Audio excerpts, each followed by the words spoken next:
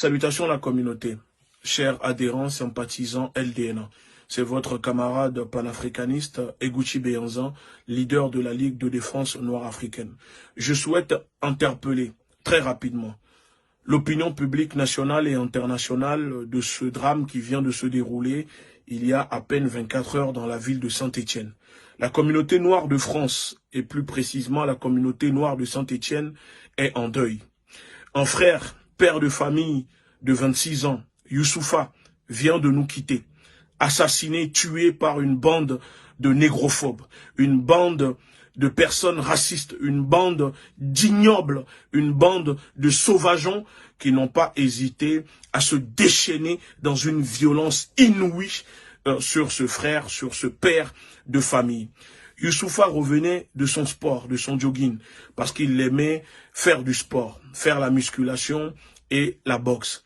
À son retour de son sport, comme une énième fois, ce groupe de personnes se moque de lui, se moque de sa couleur de peau, en lui disant sale noir, sale négro, on va te saigner, parce que Youssoufa ne voulait plus accepter le fait que ces personnes se moquaient de lui, de sa façon de s'habiller. Donc il a voulu avoir une explication et malheureusement pour lui, ces sauvageons, ces négrophobes, ces personnes abominables n'ont pas hésité à se jeter sur lui pour le poignarder. Ils l'ont laissé pour mort, se vider de son sang parce que oui, les pompiers sont arrivés 20 minutes après l'agression de Youssoufa, qui n'a pas eu du tout la chance de survivre, puisque les personnes qui l'ont agressé et les témoins autour n'ont pas cherché à porter assistance à ce frère et ont préféré le laisser mourir dans son sang agonisant.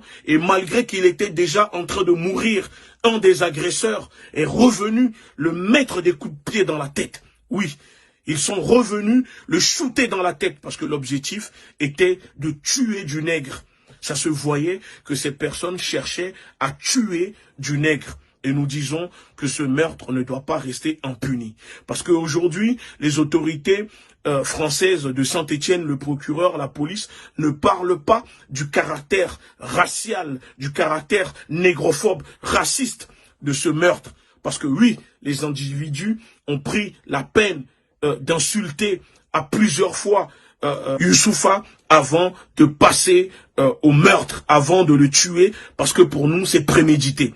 C'est prémédité et donc il ne faut pas que les autorités françaises cherchent encore une fois à occulter ce côté-là de ce meurtre, parce que nous savons que les autorités françaises sont complices de cette négrophobie, de la haine anti-noire qui monte en France, de cette ambiance de négrophobie qui monte en France parce que l'État français ne veut pas assumer ce que en France il y a du racisme, de la haine anti-noire. Alors puisque les médias ne parlent pas ou ne veulent pas diffuser cela, à nous de faire le travail à la place de ces médias. Et c'est pour ça que nous vous invitons, s'il vous plaît, à diffuser au maximum cette vidéo pour que le monde entier soit au courant que Youssoufa, père de famille d'une petite fille de 3 mois, vient de se faire assassiner, tuer, poignarder par une bande de criminels, une bande de négrophobes.